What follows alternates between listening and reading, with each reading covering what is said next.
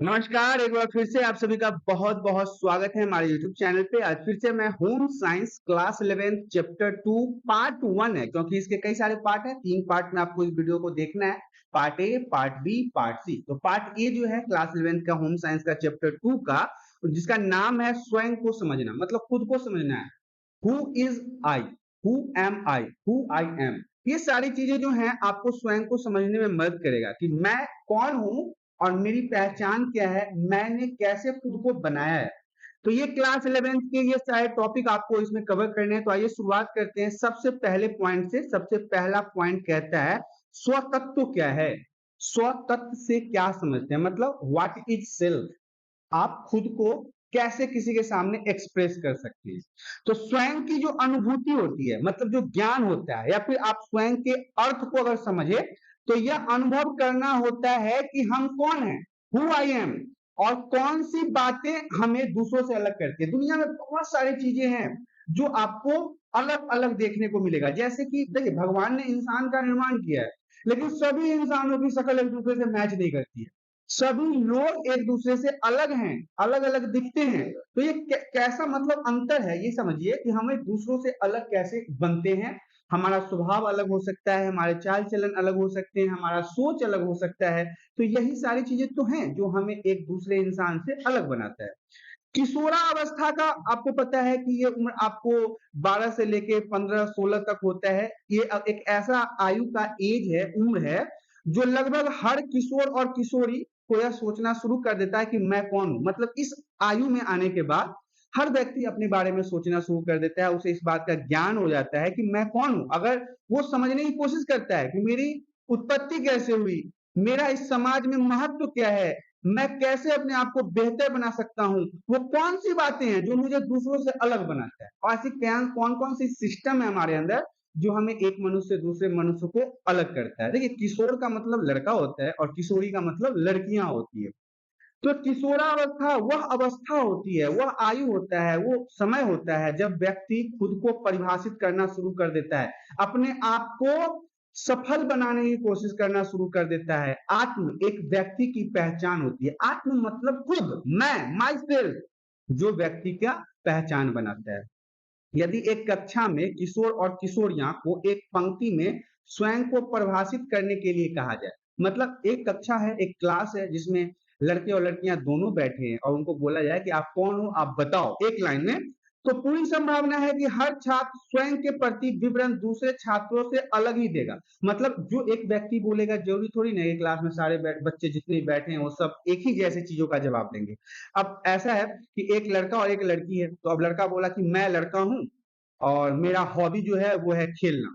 तो जरूरी थोड़ी ना लड़की भी यही कहेगी कि मैं भी लड़का हूँ और मेरा भी हॉबी खेलना ही है। ऐसा तो नहीं है। हर एक का जो डिफरेंशिएशन होगा मतलब जो उनको डिफाइन करने का तरीका होगा, एक्सप्रेस करने का तरीका होगा, वो एक दूसरे से अलग होगा। कुछ छात्र अपनी शारीरिक छवि के संदर्भ में अपने आप को वर्णित करेंगे कि मैं बहुत सुंदर हूँ, स्मार्ट हूँ, 6 पैक है, 8 पैक है, 10 पैक है, मतलब शरीर के बनावट की सुंदरता, मैं गोरा हूँ, मेरे हेयर स्टाइल बहुत अच्छे हैं। वहीं कुछ छात्र अपने मानसिक चीजों के बारे में वर्णन करेंगे, मैं बहुत तेज हूँ, मैं इंटेलिजेंट हूँ, चालाक हूँ, किसी चीज को तुरंत एक्सेप्ट करता हूँ, सीखता हूँ। तो ये वर्णन करने का तरीका है। कोई अपने स्किल्स को, कौशल को, कोई अपने क्षमता को अलग अलग तरीके से वर्णित करेगा। आगे की स्लाइड में बढ़ते हैं। पहला पॉइंट है व्यक्तिगत आयाम, फिजिकल डायमेंशन। देखिए व्यक्तिगत आयाम जो है वो पहलू है, वो आयाम है जो केवल व्यक्ति से संबंधित होते हैं। मतलब एक इंसान से रिलेशन रखते हैं, रिश्तेदार होते हैं, एक तरह से समझ सकते हैं आप इसे कि यह व्यक्ति से संबंधित होते हैं, मतलब रिलेटेड होते हैं, एक मनुष्य से रिलेटेड होते हैं। स्वयं को व्यक्तिगत आयाम में निम्नलिखित तरीकों से शामिल किया जा सकता है। पहला तो है कि शारीरिक आयाम। अब शारीरिक आयाम क्या होता है? स्वयं की अवधारणा के निर्माण के लिए संभवतः सबसे महत्वपूर्ण आयाम जो है वो शारीरिक आयाम को ही माना जाता है। यह स्वयं की अवधारणा के आधार पर काम करता है। जैसा मैं सोचता हूँ, जैसा मैं अपने बारे में सोचता हूँ, मैं वैसी ही चीजें दूसरों को बताता हूँ अपने बारे में। व्यक्ति के शारीरिक गुण, क्षमता, कौशल उसके शारीरिक आयाम का निर्माण करता है। हर व्यक्ति का शारीरिक क्षमता समान नहीं होता। एग्जाम्पल के लिए आप समझ सकते हैं कि हर एक व्यक्ति समाज में एक जैसा नहीं होता। कुछ कमजोर होते हैं, उनकी शारीरिक क्षमता कम होती है, कुछ मजबूत होते हैं, उनकी शारीरिक क्षमता अधिक होती है, कुछ पहलवान टाइप के आदमी होते हैं, उनकी शारीरिक क्षमता नॉर्मल लोगों से और ज्यादा होती है, कुछ जिमर होते हैं, बॉडी बिल्डर होते हैं, वो और ज्यादा स्ट्रांग होते हैं, क्योंकि वो उन्हीं का उनका जो है खाने का तरीका, उनका प्रोटीन लेने का तरीका, उनका एक्सरसाइज करने का तरीका सब कुछ अलग होता है। तो आप व्यक्तिगत आयाम में सबसे इंपॉर्टेंट शारीरिक आयाम को लेंगे, जिसका इंग्लिश में हम फिजिकल डायमेंशन के नाम से जानते हैं। अब दूसरा है हमारा भावात्मक आयाम, इमोशनल डायमेंशन। भावात्मक आयाम किसी व्यक्ति के उन भावनाओं से संबंध रखता है जो आंतरिक या बाहरी परिवर्तनों के कारण बढ़ता है। या तो समाज के बाहर किसी कारण से वो भावात्मक परिवर्तन उसके अंदर देखने को मिलता है, या फिर अपने घर गृहस्थी या अपने समझ के अंदर से जो उसके अंदर परिवर्तन देखने को मिलता है वो भावात्मक होता है। भाव, हमारा सोच, हमारा विचार। भाव का मतलब होता है एब्स्ट्रैक्ट, जिसमें आप प्रेम को ले सकते हैं, प्रेम भाव होता है, ईर्ष्या भाव होता है, क्रोध भाव होता है, भय भाव होता है, घृणा भी जो है वो भाव होता है। तो ये विभिन्न प्रकार के मानवीय जो भावना है वो भावात्मक आयाम में आते हैं, इमोशनल डायमेंशन में आते हैं। अगला पॉइंट इसका जो है वो है मानसिक आयाम, मेंटल डायमेंशन। किसी व्यक्ति का मानसिक आयाम जो है इसका तात्पर्य उसकी बुद्धि से है, उसके दिमाग से है, उसके विचारों से है, उसके धारणाओं से है, उसके इच्छा शक्ति से है। इसे हम मानसिक आयाम कहते हैं। एक समाज में कई तरह के व्यक्ति होते हैं। एक व्यक्ति ऐसे होते हैं जो भगवान के पास जाते हैं, कहते हैं भगवान मेरे गाय को बछड़ी देना, मेरे भैंस को भी दूध देने वाला एक बच्चा देना, मेरे बेटी को ना लड़का देना, मेरे बहू को ना लड़का देना, मेरा पोता हो, मेरे पति का ना सैलरी बढ़ा देना। मतलब अभी तक देखिए भगवान से इतनी सारी चीजें मांगा, लेकिन कभी भी दूसरों के लिए कुछ नहीं मांगा। अरे दूसरे व्यक्ति मंदिर में जाता है, कहता है भगवान इस समाज को कोरोना से मुक्त कर दो, गरीबी से मुक्त कर दो, समाज के अंदर के ईर्ष्या को मुक्त करो, और सब कुछ सही करने के बाद भगवान मेरी भी देख लेना, थोड़ा कुछ कर लेना मेरा भी। एक देखिए दो तरह के आदमी, एक गया जो भगवान के लिए कहता है सिर्फ मेरे को दो, दूसरा गया कहता है कि समाज को दो और पीछे से मेरे को भी देख लेना यार, समाज सही होगा तो हम खुद खुद सही हो जाएंगे। तो ये होगा मानसिक आयाम, जिसमें बुद्धि, विचार, धारणा, इच्छा शक्ति इत्यादियों को लिया जाता है। अगला है हमारा आध्यात्मिक आयाम। अब देखिए आध्यात्मिक का तात्पर्य व्यक्ति के भीतरी शक्ति से है, आंतरिक शक्ति से है, ऊर्जा से है, जिसे हम अक्सर आध्यात्मिकता कहते हैं। पूजा पाठ, व्यायाम, ध्यान लगाना, ओम नमः शिवाय का जाप करना, ये सब क्या है, आध्यात्मिक है। अध्ययन इसका जो है भगवान से जुड़ना, भगवान के गीता का सार पढ़ना, रामायण के बारे में जानकारी लेना, तो ये सब जो है आध्यात्मिक आयाम है। ये आंतरिक आवाज के रूप में भी समझा जा सकता है। इसमें आंतरिक चीजें होती है, मतलब हमारे अंदर से एक पॉजिटिव एनर्जी निकलती है। तो ये था हमारा आध्यात्मिक आयाम। अगला पॉइंट हमारा कहता है नंबर 2 सामाजिक आयाम। देखिए यहाँ पे समझने योग्य बात ये है कि हमने पहले खुद को समझने के लिए, स्वयं को समझने के लिए जो टॉपिक बांटा है उसमें तो हमने पहला व्यक्तिगत आयाम लिया, व्यक्तिगत आयाम में जितने भी पॉइंट है उनको समझा दिया। अब हमारा है सामाजिक आयाम, सोशल डायमेंशन। देखिए सामाजिक आयाम या सामाजिक आत्म का तात्पर्य मतलब कि मतलब और उन पहलुओं से है जो किसी व्यक्ति में तब विकसित होता है जब वह दूसरों के साथ संपर्क में आता है। समाज में जब एक व्यक्ति दूसरे व्यक्ति के संपर्क में आते हैं तभी तो उसे पता चलता है कि भाई समाज में ये कमी है, समाज में ये दिक्कत है, समाज को ऐसे सुधारना है।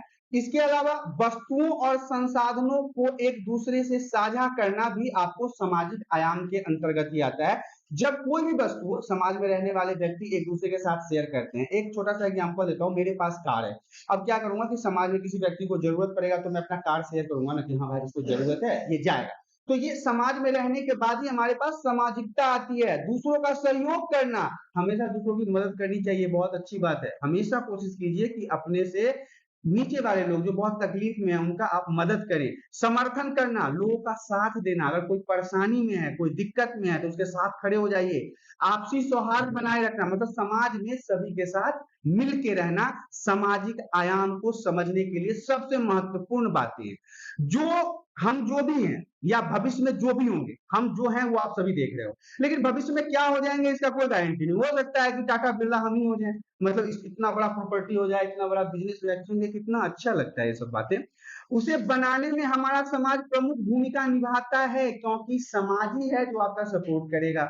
आप कहीं न कहीं किसी भी पद पे चले जाएँ, तो कहीं न कहीं से आप समाज से ही निकल के जाएँगे, गाँव से ही निकल के जाएँगे, टोला से ही निकल के जाएँगे, परिवार से ही निकल के जाएँगे। समाजीकरण की प्रक्रिया जन्म के साथ ही शुरू हो जाता है। मैंने इससे पहले के भी टॉपिक में बताया है, आप हमेशा एक समाज में जन्म लेते हो, एक परिवार में जन्म लेते हो। जंगल में कोई जन्म लिया है क्या? जंगल में अगर जन्म गलती से कभी हो जाए ट्रेन वेन में आते जाते, तो इसका ये मतलब थोड़ी ना, वहां भी बहुत सारे आदमी रहते हैं, ग्रुप होता है, समाज होता है। तो जैसे जैसे हम बड़े होते हैं, उनका विस्तार होता है, समाज का विस्तार होता है, हमारे स्वयं को समझने की शक्ति का विकास होता है, स्वयं की जो समझ है वो दूसरों के प्रति जागरूक हो जाता है। और सामाजिकरण का यह एक प्रमुख विशेषता है कि समाज में रहने के बाद ही हम एक दूसरे को अच्छे से समझ पाते हैं। आत्म ऐसा कुछ नहीं है जो आपके साथ पैदा होता है, लेकिन यह भाव है जो व्यक्ति स्वयं पैदा करता है और विकसित करता है। जैसे कि जन्म के पश्चात 18 महीने की आयु तक शिशु स्वयं को पहचान करने लगता है। अब जन्म हुआ किसी बच्चा का, जन्म होते ही वो जय श्री राम थोड़ी ना बोल देगा, या भगत सिंह की जय, भारत माता की जय, ऐसा तो कुछ नहीं बोलेगा। वो जन्म लेने के 18 महीने, 2 साल, 3 साल के बाद अपने माँ-बाप को पहचानने लगता है, समाज के चाचा-चाची, ताया-ताई, चाचा, फूफा-फूआ सबको पहचानने लगता है। तो ये ज्ञान उसको समाज में 18 महीने, 2 साल रहने के बाद आया है। ऐसा नहीं है कि पेट से निकला, भगवान ने जन्म दिया और कहा, "ओ चाचा इधर आओ, प्रॉपर्टी मेरा कहाँ-कहाँ है दिखाओ, खेत कहाँ है मेरा, गाड़ी कहाँ है, बंगला कहाँ है, ये सब दिखाओ।" ऐसा कुछ कभी सुना है? नहीं सुना है। समाज में रहता है, फिर समाज के तौर तरीकों को सीखता है, फिर समाज के लोगों को सीखता है और फिर समाज के साथ उसका जुड़ाव हो जाता है। ये सामाजिक आयाम था। अब देखिए, स्वयं को समझने का महत्व को भी हमें समझना है कि हम खुद को समझने का अगर समझते हैं, तो इसका एक समाज के अंदर क्या महत्व होता है। हम स्वयं को तभी दूसरों से अलग और विशिष्ट समझ पाएँगे। अगर हमें खुद को समझना है, तो हम कब समझ पाएँगे, जब हम स्वयं को बेहतर ढंग से समझ पाएँगे। जब हम खुद को बहुत ही अच्छे से समझ लेंगे कि हम क्या हैं, क्या कर रहे हैं, तभी हम समाज को बेहतर तरीके से समझ सकते हैं। स्वयं की बेहतर समझ जो है वो व्यक्ति को अपने कौशल और बेहतर करने के लिए प्रेरित करता है। साथ ही साथ उन क्षेत्रों की पहचान करने में भी सहायता प्रदान करता है जहां सुधार किए जाने की विशेष आवश्यकता है। अगर एक समाज में रहने वाला व्यक्ति खुद को बहुत ही अच्छे तरीके से समझ पाता है, इसके बाद वो दूसरा काम क्या करेगा, समाज में जहां जहां दिक्कतें हैं, जहां जहां गलतियां हैं, जहां जहां हॉस्पिटल नहीं है, जहां जहां स्कूल नहीं है, जहां जहां गंदगी फैलाई जा रही है, उन सभी को सुधारने की वो कोशिश करेगा। आमतौर पर जो होता है, आत्म जागरूकता ही स्वयं के लिए लक्ष्य निर्धारित करने का पहला कदम है। देखिए, नरेंद्र मोदी जी बहुत सालों से चिल्ला-चिल्ला के कह रहे हैं कि स्वच्छ भारत बनाओ। लेकिन स्वच्छ भारत बनाने का क्या मतलब है? नरेंद्र मोदी आके कचरा साफ करेंगे? अगर चलो ठीक है, 1-2 जगह कर भी देंगे, पूरे भारत का कचरा वो साफ कर सकते हैं? नहीं कर सकते ना। इसके लिए वो क्या कहते हैं कि स्वयं जागरूक बनिए। हर इंसान जब भारत का जागरूक बन जाएगा, तो भारत हमारा स्वयं स्वच्छ हो जाएगा। अब अगला पॉइंट हमारा कहता है स्वयं संकल्पना और आत्मसम्मान। देखिए, सेल्फ रिस्पेक्ट जो होता है, अक्सर आपने सुना होगा, हमारे ईगो के साथ छेड़छाड़ करने का नहीं, ईगो हर्ट हो जाता है। तो आत्मसम्मान को भी समझना है, सेल्फ रिस्पेक्ट को भी समझना है। हर व्यक्ति में सेल्फ रिस्पेक्ट होना चाहिए। इतना न कर झुका लो और इतना न गिर जाओ किसी के सामने कि तुम्हारी इज्जत ही चली जाए। और एक बार समाज में इज्जत चली गई तो फिर क्या है, इज्जत गई, बात गई, जीवन खत्म। तो देखिए, स्वयं संकल्पना जो है वो स्वयं के बारे में अनुभूतियों और विचारों का एक संग्रह है। हमारे अपने खुद के कायदे, प्रिंसिपल, नियम, कानून, इन सब का एक पिटारा है, एक ज्ञान का जरिया है। स्वयं और दूसरों को समझने में स्वयं संकल्पना जो है वो बहुत ही महत्वपूर्ण भूमिका निभाती है। विद्यालय में हम दूसरे छात्रों को अक्सर यह कहते हुए सुनते हैं कि मैं यह कर सकती हूँ या फिर मैं यह कर सकता हूँ। मैं फुटबॉल खेल सकता हूँ, मैं कैरम खेल सकता हूँ, मैं उसे पीट सकता हूँ, मैं इस बार फर्स्ट डिवीजन आ सकता हूँ। तो ये क्या है? खुद का एक संकल्प है, खुद के बारे में जानकारी है, वो अपने आप को पहचान पा रहा है कि नहीं मैं क्रिकेट खेल सकता हूँ, नहीं मैं फुटबॉल खेल सकता हूँ, नहीं मैं कैरम खेल सकता हूँ।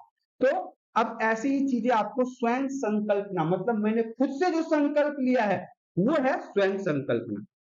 इस प्रकार की जो टिप्पणियां हैं या फिर इस प्रकार की जो बातें हैं वो वास्तव में क्या होता है, व्यक्ति की विशिष्ट योग्यता और कौशल को दर्शाता है कि उस व्यक्ति के अंदर ये कौशल है, वो योग्यता है। व्यक्ति की आत्म छवि जितनी अधिक सकारात्मक होती है, पॉजिटिव होती है, वह स्वयं संकल्पना उतनी ही अधिक अच्छे से ले सकता है। समाज में कई लोग मिलेंगे आपको, आप कहोगे कि नहीं मैं ये कर सकता हूँ, नहीं मैं ये कर सकती हूँ, तो अगला कहेगा भाई तेरे से नहीं होगा।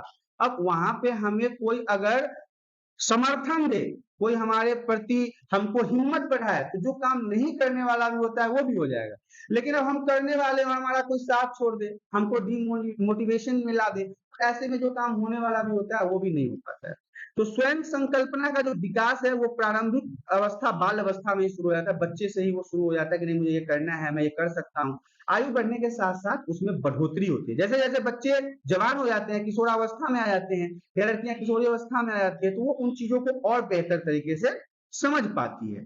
इसके अलावा जो स्वयं संकल्पना है वो आत्मसम्मान, आत्मज्ञान, सामाजिक स्वयं के मिश्रण का एक नतीजा होता है। आत्मसम्मान, सेल्फ रिस्पेक्ट, आत्मज्ञान, सेल्फ एडुकेटेड, सामाजिक के अंदर होने वाले विचारों का एक मिश्रण है, घोल है। सरल शब्दों में कहे तो स्वयं संकल्पना जो है वो स्वयं का वर्णन है, खुद का विस्तार रूप से दिया गया जानकारी ही स्वयं संकल्पना है। मैं कौन हूं जैसे सवाल का जवाब है स्वयं संकल्पना। हमारे गुण, कौशल, क्षमता, भावना और विचार इत्यादि मिलकर ही स्वयं संकल्पना का निर्माण करते हैं। ये सारी चीजें इसमें बहुत ही इंपॉर्टेंट है।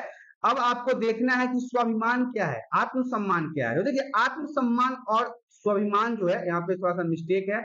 स्वाभिमान जो है वो स्वयं का मूल्यांकन है, हम खुद को जांच पाते हैं समाज में दूसरे व्यक्तियों के सामने कि हम कितने पानी में हैं। अक्सर हमारे पापा कहते हैं ना, एक बार काम कर, तू एसएससी का एग्जाम दे ले, खुद पता चल जाएगा तू कितने पानी में है। तो ये कितना पानी जो है ना, ये वाटर और मिल्क नहीं है, ये मूल्यांकन है कि तुम्हें पता चल जाएगा कि तुम कितनी औकात में हो, तुम्हें कितना ज्ञान है, तुम कितना एग्जाम निकाल सकते हो। तो आत्मसम्मान और स्वयं संकल्पना जो है एक महत्वपूर्ण पहलू तो है ही। व्यक्ति के रूप में हम सदैव अपने मूल्य और मान को अपनी योग्यता के बारे में निर्णय या आकलन करते हैं। हर व्यक्ति जो है वो अपने बारे में कुछ न कुछ बेहतर चीजें आपको बता सकता है। व्यक्ति का अपने बारे में यह मूल्य निर्णय ही आत्मसम्मान कहा जाता है। जो वो अपने बारे में बताता है कि मैं एक्सेल में एक्सपर्ट हूँ, मैं कंप्यूटर में एक्सपर्ट हूँ, तो वहीं पे कोई कहता है ओए मैं पॉलिटिकल साइंस में एक्सपर्ट हूँ, कोई कहता है मैं सोशियोलॉजी में एक्सपर्ट हूँ, और मैं कहता हूँ मैं होम साइंस में एक्सपर्ट हूँ। तो ये सारी चीजें जो हैं ये हमारे आत्मसम्मान को वहां पे दर्शाता है। व्यक्ति का आत्मसम्मान काफी हद तक उसके समाज से भी प्रभावित होता है। लोग स्वयं के प्रति सकारात्मक और नकारात्मक दृष्टिकोण कर सकते हैं। आप कितना आपका सेल्फ कॉन्फिडेंस है ये आपके समाज पर भी आधारित होता है, आपका समाज कैसा है। आपने गौर किया होगा एक ऐसा घर है जिसमें 4-5 लोग सरकारी नौकरी करते हैं, तो अगला जो जनरेशन आएगा ना वो भी सरकारी नौकरी करता है। पहले से उसका कॉन्फिडेंस इतना लेवल का हाई होता है ना, अरे सब कर लिया हम भी कर लेंगे। अब एक ऐसा घर जिसमें आज तक कोई नौकरी नहीं किया, उस घर से नौकरी निकालने बहुत मुश्किल होता है, क्योंकि उसको कोई गाइड आज तक नहीं किया, उसको समझाया नहीं कि नहीं ये बुक पढ़ो, नहीं ये बुक पढ़ो, यहाँ से पढ़ो, वहां से पढ़ो। यहाँ पे वो दिक्कत कर जाता है। आगे की स्लाइड में बढ़ते हैं। सकारात्मक आत्मसम्मान के बारे में जान लेते हैं कि पॉजिटिव सेल्फ स्टीम क्या होता है। देखिए सकारात्मक आत्मसम्मान जो है वो पॉजिटिव चीजों से रिलेटेड है। स्वयं के प्रति सकारात्मक ढंग मतलब हमेशा पॉजिटिव थिंकिंग रखना मूल्यांकन के कारण उत्पन्न होता है। स्वयं को सकारात्मक ढंग से किए गए मूल्यांकन के कारण उत्पन्न होता है, जिसमें आशावादी को आपको लेना है। हर चीज के प्रति सकारात्मक हो, नहीं मैं कर लूंगा, नहीं होगा दूसरी बात, हम करेंगे, कोशिश करेंगे, बार बार करेंगे, कभी ना कभी तो होगा। तो आशावादी लोग होते हैं इसमें सकारात्मक आत्मसम्मान में। दूसरा पॉइंट हमारा कहता है स्वयं को अच्छे व्यक्ति के रूप में देखता है, मतलब मैं खुद को कैसे समाज में बेहतर बना सकता हूं, ये भी सकारात्मक आत्मसम्मान में आता है। तीसरा है अपनी क्षमताओं में विश्वास रखना, मैं 7 फीट गड्ढे को कूद जाऊंगा, और ये विश्वास हम लेके कूदे, रे बेटा क्या हुआ, मैं 9 फीट गड्ढा कूद गया। 7 फीट का विश्वास है ना, पहले ही कोई कहेगा बे तू तो गड्ढे में कूद जाएगा, तेरे से नहीं हो पाएगा। अब उसका एनर्जी लो हो गया, सम्मान उसका लो हो गया, उसका सकारात्मक पॉजिटिव थिंकिंग जो था वो लो हो गया। मैं बच्चों को कहता हूं तुम होम साइंस में 90 नंबर लाओगे, बच्चों के अंदर बल आया नहीं 90 ही आएगा, तो वो 85 तो ले ही आएंगे, 80 तो ले ही आएंगे। मैं पहले कह रहा तेरे से नहीं हो पाएगा, तो फेल हो जाएगा। बच्चा यहाँ पे टूट जाएगा, कहेगा अरे यार टीचर ही कह रहा है फेल हो जाएगा, सही में मैं फेल तो नहीं हो जाऊंगा, वहीं से वो डिमोटिव होता जाएगा, वो नीचे गिरता चला जाएगा। इसलिए मैं हर बच्चे को कहता हूँ नहीं तू कर जाएगा, और वो कर जाता है, वो 9 फीट गड्ढा कूद जाता है। तो अब इसी चीज को ना हम सकारात्मक आत्मसम्मान या सकारात्मक सोच कहते हैं। देखिए समाज में अगर रहना है, आपको अपने जीवन को बेहतर बनाना है, तो हमेशा ना सकारात्मक सोच रखें, हमेशा पॉजिटिव थिंकिंग, नहीं कर लेंगे हो जाएगा। अब अगला पॉइंट हमारा कहता है इस बात की चिंता नहीं करता है कि दूसरे उसके बारे में क्या सोचते हैं। हमेशा आज तक जो भी सक्सेस हुआ है ना वो अकेला चला है, अकेला किया है, चाय वाले के बारे में सुना होगा, एमबीए चाय वाला। लोग जब चाय बेचना शुरू किया तो कहता है कि चाय बेचता है, बताओ एमबीए करके आया चाय बेचता है। कंपनी खड़ी कर दी करोड़ों की, अकेला चला, अकेला किया, सक्सेस है। लोग क्या कहते हैं, वो कहावत है, एक हाथी चले बाजार कुत्ते भूखे हजार। हमें कुत्तों पे ध्यान नहीं देना, हम हाथी हैं, मगधर्ष होकर सड़कों पे चलते रहेंगे जब तक अपनी जगह पे नहीं पहुंच जाएंगे। तो ये सकारात्मक आत्मसम्मान था। लेते हैं नकारात्मक आत्मसम्मान, मतलब निगेटिव। देखिए, नकारात्मक आत्मसम्मान स्वयं के प्रति नकारात्मक ढंग से किए गए मूल्यांकन के कारण उत्पन्न होता है।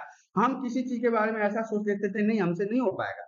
नकारात्मक आत्मसम्मान वाला व्यक्ति स्वयं को समाज के लिए बेकार या किसी काम का नहीं समझता। वो समझता है मैं इस समाज के लायक नहीं हूँ, मैं इस नौकरी के लायक नहीं हूँ, मैं इस काम के लायक नहीं हूँ, मैं अपने घर वालों के लायक नहीं हूँ, मैं अच्छा पिता नहीं हूँ, मैं अच्छा बेटा नहीं हूँ। फिर इतना सोच लिया निगेटिव, वो निगेटिव में चला जाएगा, खत्म। समाज से उसको कट जाना पड़ेगा, समाज उसको वैल्यू नहीं देगा। तो यही होता है। इसमें क्या होते हैं, निराशावादी लोग होते हैं, हमेशा कहते हैं अरे नहीं हो पाएगा भाई, ये काम नहीं हो पाएगा हमसे, हम 9th पास नहीं कर पाएंगे यार, हमसे नहीं हो पाएगा, हमको पढ़ाई नहीं हो पाता है, हमसे 11th नहीं हो पाएगा भाई, हम नहीं कर पाएंगे। तो ये निराशावादी, ऐसा नहीं, हमेशा आशावादी रहने का, हम कर पाएंगे। तो नकारात्मक आत्मसम्मान में निराशावादी लोग होते हैं। दूसरा पॉइंट है, अपनी क्षमताओं का भरोसा ही नहीं है। बाहुबली देखा ना, उसमें एक वो आता है ना हीरो, कहता है कि आज तू राजपूत का खून जगेगा। वो बेचारा ना हमेशा डरता रहता था, किसी से कोई लड़ाई झगड़ा नहीं करता था, हमेशा महिलाओं के बीच में रहता था, पुरुषों के बीच में रहना ही नहीं है, मतलब महिलाओं वाले। लेकिन जब बाहुबली आया, कहता उसको एक छोटा सा चाकू पकड़ा दिया, कहता आज तू करेगा, आज राजपूत का खून जगेगा। इतना ना उसके अंदर सकारात्मक चीजें ठूस दिया कि बस उसके बहनों को सर में हाथ लगाया, फिर पड़ दिया, उसको चाकू चाकू मार दिया, उसका उठा उठा के पटकना शुरू कर दिया। पॉजिटिव थिंकिंग उसके अंदर आ गई। उसको अपनी क्षमताओं का पहले पता ही नहीं था कि मैं कितना बलवान हूँ, मैं कितना मजबूत हूँ। लेकिन जैसे उसको दूसरे लोगों ने बताया कि नहीं तुम कर सकते हो, बस कर दिया वो। तो यही होता है, अपनी क्षमता पर भरोसा नहीं होना। अगला पॉइंट हमारा कहता है, किसी दूसरे की तरह बनना दिखना चाहता है। पूरे भारत में 80% लोगों के अंदर यही कमी है। हम कहते हैं हमको शाहरुख खान बनना है, कोई कहता है हमको सचिन तेंदुलकर बनना है, कोई कहता है कि हमें फलाना ढिकाना, कोई कहता है हमको कैरी मिनाटी बनना है, कोई कहता है हमको उस यूट्यूबर की तरह बनना है। भाई क्या है बनना भाई, उससे बेहतर बनेंगे हम। सचिन तेंदुलकर को पीछे कर देंगे, विराट कोहली को पीछे कर देंगे, उससे आगे निकलेंगे। शाहरुख खान गया, बुरा हो गया, अब हम नया खान बन के उभरूंगा, नया हमारे पास हीरोइन होगी, नया काजोल के साथ सिनेमा बनाएंगे। तो ये होता है कि दूसरे की तरह नहीं दिखना है, नहीं बनना है। वो आदमी सोचता है यार उसकी तरह नहीं बन पा रहे हैं, क्यों बनना, हमें खुद अपने आप को बनाना है। इसके बाद है कि इस बात की चिंता करते रहते हैं कि उनके बारे में लोग क्या सोचते हैं। कोई भी काम करने जाओ ना तो ये सोचते हैं कि यार वो क्या सोचेगा, सड़क पे चलेंगे ऐसे तो लोग क्या कहेंगे। नहीं सोच रहे हैं, हम अच्छे काम पे चल रहे हैं, हमें चलते रहना है, हम अच्छा काम कर रहे हैं। जब आपके बारे में लोग तभी तक बोलेंगे जब तक आप सक्सेस नहीं हो। एक बार आप सक्सेस हो गए, उसके बाद जो लोग आपकी बुराई कर रहे थे वही लोग आपके घर पे आपकी बड़ाई करके जाएंगे। तो यही होता है नकारात्मक आत्मसम्मान। तो हम बात करते हैं स्वयं संकल्पना और पहचान के विकास को प्रभावित करने वाले कारक। कौन कौन से फैक्टर हैं जो स्वयं संकल्पना और पहचान को प्रभावित करते हैं। तो वो है आयु।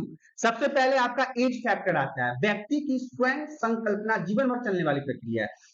18 महीने 2 साल के बाद से लेके बुढ़ापे तक जब तक आप जीवित रहते हो तब तक ये चलता ही रहता है। जो बाल्यावस्था मतलब बचपन के दौरान शुरू हो जाता है और किशोरावस्था के दौरान अपने चरम पर होता है। जब 18-19 साल के हो गए तो आप टॉप लेवल का सोचोगे, ये सोचोगे कि ये कंपनी बना दूंगा, मैं ये कंपनी खरीद लूंगा, शेयर मार्केट से करोड़ों कमाऊंगा। अरे यूट्यूब मिलियन में सब्सक्राइबर होंगे, करोड़ों का पैसा आएगा और मर्सिडीज बीएमडब्ल्यू सब पास में होगा। यही आयु होता है आपका वो सोचने का। ये चरम पर होता है बच्चे। फिर जैसे जैसे आप 25 के हो जाओगे ना, कहोगे यार फालतू में उस समय सोच रहे थे यार, नौकरी वोकरी कर ली होती 4 साल बर्बाद नहीं होता। 18,000 के हिसाब से 3 साल में तो मेरे पास 5 लाख रुपए जमा होते यार। यही उम्र होता है। देखिए, बच्चे स्वयं को शारीरिक आकार जैसे लंबा मोटा वास्तविकता में अधिकतर समझते हैं, जैसे कि मैं शेर से नहीं डरता, मैं स्पाइडर मैन हूं। ऐसा समझना एक आयु। देखिए, हम भी बचपन में शक्तिमान बहुत देखते थे, और जब हम शक्तिमान देखते थे ना, मुकेश खन्ना का एक सीरियल आता था, उस समय बराबर न्यूज में ये भी आता था कि कोई बच्चा ना हाथ ऊपर किया, छक छक छक छक करके वो छत से कूद गया, खत्म हो गया।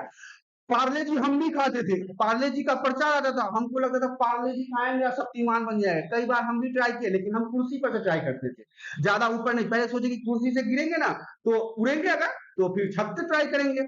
इसी चक्कर में कुर्सी से 2-4 बार ट्राई किए, हाथ पैर मुचका, फिर समझ में आ गया कि पार्ले जी खाने या कोई वो नहीं है। हमारे गाँव के बगल में एक गाँव था, वहाँ पे एक बच्चा ना छत से सक सक सक सक पार्ले जी खाया एक पैकेट, कूद गया। वो तो अच्छा हुआ कि वो आंवला का पेड़ था दरवाजे पे, उसमें टंग के बच गया, लटका हुआ है शक्तिमान की तरह। तो ये सब चीज ना इस उम्र में लोग सोचते हैं। अब हम सेकंड पॉइंट लिंग की बात कर लेते हैं, जेंडर की बात कर लेते हैं। देखिए, विभिन्न अध्ययनों के उपरांत यही देखा गया है कि 12 वर्ष की आयु के बाद लड़कों की अपेक्षा लड़कियां स्वयं संकल्पना थोड़ी निम्न स्तर की होती है। लड़कियां उतना नहीं सोचती है, आईएएस नहीं बनना, आईपीएस नहीं बनना। उनको पता है कि मम्मी पापा कितना दिन से बोल रहे हैं कि शादी कर देंगे, चली जाना। तो ये लड़का ज्यादा सोचता है। 12 साल की उम्र में लड़का सोचेगा भाई बिजनेस दुकान कर लूंगा, गैरेज खोलूंगा भाई, गैरेज। दोस्तों को बताएगा, अरे तू क्या करेगा? मैं तो भाई ये कह रहा मैं गैरेज खोलूंगा, करोड़ों कमाए, बाइक मेरे पास, नौकर चाकर, बंगला, बीएमडब्ल्यू रखूंगा। तो ये लड़के ज्यादा सोचते हैं, लड़कियां नहीं। लड़कियां सोचती है मोमोज कैसे खाया जाएगा, चाउमीन कैसे खाया जाएगा, पापा से 10 रुपए कैसे निकाला जाए, सामने चटनी लगा के खाएंगे। लेकिन लड़का वो 10 रुपए का मोमोज नहीं खाएगा, छुट्टा मार सकता है, ये बात तो मैं मान लिया, बीड़ी पी लेगा, सिगरेट खा लेगा, गुटखा खा लेगा, लेकिन ये मोमोज तोमोज में पैसा बर्बाद नहीं करेगा। हाँ, अगर फालतू पैसा है, कोई दोस्त खिला रहा है तो मना भी नहीं करता है, ये बात तो है। लड़कों में एक अच्छी बात है, अगर कोई दोस्त वगैरह खिला रहा है तो मना नहीं करता है। लड़के बहुत सीधे साधे दिल के होते हैं, मना नहीं करेगा। हम शिक्षा की बात कर लेते हैं, एजुकेशन के बारे में। देखिए, उचित शिक्षा बहुत जरूरी है। उचित शिक्षा मतलब है कि आपको अगर सही तरीके से शिक्षा मिल रही है तो आप स्वयं संकल्पना तथा पहचान के निर्माण में एक महत्वपूर्ण भूमिका निभा सकते हो, आप बेहतर हो सकते हो समाज में। शिक्षा के साथ साथ अनुभवी लोगों द्वारा उचित मार्गदर्शन, यही मैं आपको बता रहा था कुछ समय पहले कि एक घर में अगर 5 सरकारी नौकरी पहले से है तो अगला बंदा ना सरकारी नौकरी ही कर लेगा। तो अभी उसको उचित मार्गदर्शन मिला है, उचित ज्ञान मिला है, उचित बुक का नाम मिला है, उचित रास्ता मिला है। लेकिन एक घर जिसमें सब किसान है, उसमें बड़ा मुश्किल होता है सरकारी नौकरी निकालना, बहुत टेंशन होता है, पता ही नहीं होता है कहाँ पढ़ना है, कैसे पढ़ना है, कौन बुक, कैसा किताब, बहुत दिक्कत होता है। अब हम बात कर लेते हैं, इसमें अगला है मीडिया। मीडिया के बारे में समझ लीजिए। समकालीन समाज में, अभी के समय में मीडिया व्यक्ति की स्वयं संकल्पना के विकास को काफी हद तक प्रभावित करता है। बहुत सबसे ज्यादा प्रभावित करने वाला कारक मीडिया है, क्योंकि शारीरिक छवि संभवतः ऐसा पहलू है जो मीडिया के विभिन्न माध्यमों द्वारा प्रचारित किए जाते हैं, विज्ञापनों के द्वारा सबसे अधिक प्रभावित किया जाता है। ज्यादातर तो एड जो चलता है, विज्ञापन का मतलब हो जाता है एड, जो एडवर्टाइजमेंट होता है उससे सबसे ज्यादा प्रभावित होता है, क्योंकि मीडिया के प्रभाव के चलते व्यक्ति अक्सर अपने वास्तविक शारीरिक छवि के आदर्श को शारीरिक छवि के अनुरूप न पाकर परेशान होकर उठता है। उसने मीडिया ने कह दिया कि भाई रिक्शा चलाने वाले का बेटा भाई आईएएस बन गया, आईपीएस बन गया, अब सब रिक्शा चलाने वाले का बेटा ये सोच रहा है भाई हम भी बनेंगे। अरे पढ़ाई कर, वो पढ़ा है तब ना बना है। तो देखिए, यही सारी चीजें हैं, मीडिया भी जो है ये सब प्रभावित करने वाले कारण थे, जैसे कि मीडिया, शिक्षा, लिंग, आयु, या आपको पहचानने में प्रभावित करने वाले रुकावट के कारण हो सकते हैं 4 पॉइंट। अब हम इसमें संस्कृति के बारे में जान लेते हैं कि संस्कृति, कल्चर क्या है, ये भी प्रभावित करता है कई बार। व्यक्ति की संस्कृति को भी स्वयं संकल्पना या आत्मसम्मान के भावना के निर्माण पर गहरा प्रभाव डालता है। संस्कृति भी इसमें बहुत ही गहरा प्रभाव डालता है। अक्सर देखा गया है कि पश्चिमी संस्कृति जो है, पश्चिमी संस्कृति मतलब कहाँ, भारत का नहीं, अमेरिका का। वो जो पश्चिम में जितना देश है उसका संस्कृति ना बहुत ज्यादा अधिक स्वतंत्र दिए जाने के कारण ज्यादा आत्मविश्वासी हो जाते हैं। पश्चिमी आपको पता है ना, लड़का लड़की को छोड़ देता है, लड़की का बॉयफ्रेंड है, लड़के का गर्लफ्रेंड है, बाप माँ को भी पता है। हमारे यहाँ बिहार में चले जाओ, पता चल जाएगा, रात में तुमको लड़की सोते हुए जाती दिखाई देगी, सुबह में मिलेगी नहीं, कहाँ गई। बाप इतना पीटता है ना, 4 दिन हॉस्पिटल में नजर आती है। लेकिन अमेरिका में क्या है, बाप अलग किसी को लेके घूम रहा है, बेटा अलग किसी को लेके घूम रहा है, बेटी अलग घूम रही है। कभी कभी तीनों एक ही बगल में मिल जाते हैं, dad she is my girlfriend, dad कहता है यस बेटा this is your new mom, उधर से बेटी कहती है डैड दिस इज योर दमाद, फलना ढिकाना। बड़ा है यार इसमें लोचा लगा। पश्चिमी समूह जो है ना, वो उसमें बहुत सारी चीजें हैं। तो अब देखिए इसमें क्या है, जबकि एशियाई संस्कृति जो है, एशियाई जो एशिया मतलब हमारे चीन का ले लो, भारत का ले लो, ये सब एशिया में जो देश है उनमें किशोर जो होते हैं अधिकतर अपने माता पिता के नियंत्रण में रहते हैं। नियंत्रण मतलब कंट्रोल में, बाप जो बोलेगा वही करने का, माँ जो बोलेगी वही करने का। लेकिन वही पश्चिमी में फ्री, आउट ऑफ कंट्रोल। लेकिन एशियाई संस्कृति हमारे भारत में मम्मी पापा जो कहते हैं वही सुनते हैं हम लोग। हाँ, ये बात अलग है कि आजकल थोड़ा सा बदल गया है, मम्मी कुछ कहती है लेकिन हम फिर भी कुछ और सुन लेते हैं, कुछ और कर लेते हैं। मम्मी को नहीं बताते हैं, पापा को नहीं बताते हैं, लेकिन सिस्टम सेटिंग तो हम लोग का भी चलता है ना। तो इसमें क्या है कि आत्मसम्मान की भावना पर ये क्या होता है, नकारात्मक रूप को प्रभावित करता है। तो ये देखिए संस्कृति, कल्चर, यहाँ पे आपको कल्चर ये इंपॉर्टेंट है, ये मैं आपको लिख देता हूँ, VVI है, बहुत बार पूछा जाता है। और सबसे अच्छी बात पता है, ये एक ऐसा संस्कृति कल्चर है, होम साइंस का टॉपिक SSC में, BPSC में, UPSC में, बैंकिंग में, रेलवे में, हर जगह संस्कृति पूछा ही जाता है, बहुत इंपॉर्टेंट है। तो यहाँ पे आपको पश्चिमी कल्चर और अपने एशियाई कल्चर को ध्यान में रखना है। अगला पॉइंट हमारा कहता है मित्र समूह, हमारे दोस्तों का ग्रुप बहुत मैटर करता है। यही वो दोस्त हैं जो अच्छे ज्ञान और बुरे ज्ञान दोनों देते हैं। यही वो दोस्त है जो कहते हैं दोस्त आज 200 रुपए क्या कहते हो, तो अगला दोस्त कहता है मंगवा लें, फूक दें आज। तो यही दोस्त क्या है, अब आगे बढ़ते हैं। व्यक्ति के मन में स्वयं की छवि उसके मित्रों की स्वीकार्यता के आधार पर भी निर्धारित होती है। कैसे दोस्त आप बनाते हो वैसे ही संगति के आप हो जाते हो। एक चरसी बीड़ी सिगरेट वाला ग्रुप का दोस्त कभी भी सुधरा हुआ नहीं मिल सकता, वो थोड़ा ना थोड़ा मारता होगा कहीं। लेकिन एक अच्छा पढ़ा लिखा संस्कारी ग्रुप का लड़का है, उसमें आप नशेड़ी को भी डाल दो, वो उसको भी सुधार देगा। तो ये होता है, आप मंदिर में खड़ा होके दारू भी पियोगे तो लोगों को लगेगा कि गंगा जल पी रहा है, लेकिन अगर आप ठेका पर खड़ा होके गंगा जल भी पी रहे होगे तो लोगों को नहीं लगेगा कि तुम गंगा जल पी रहे हो, मिलाया है, वोदका है उज्जर रंग वाला, तारी पी रहा है भाई ये। तो यही है, ये आपके ग्रुप के ऊपर निर्भर करता है। देखिए मित्रों के समूह भी स्वयं को देखना चाहता है। देखिए हमारे जितने भी दोस्त होते हैं हम चाहते हैं कि सारे दोस्त एक जैसे रहे। अब किसी के पास बुलेट है तो अरे यार मेरे पापा बुलेट कब खरीद के देंगे, भले ही हमारी औकात बुलेट की नहीं है लेकिन हम कोशिश करते हैं कि हम बुलेट खरीदेंगे।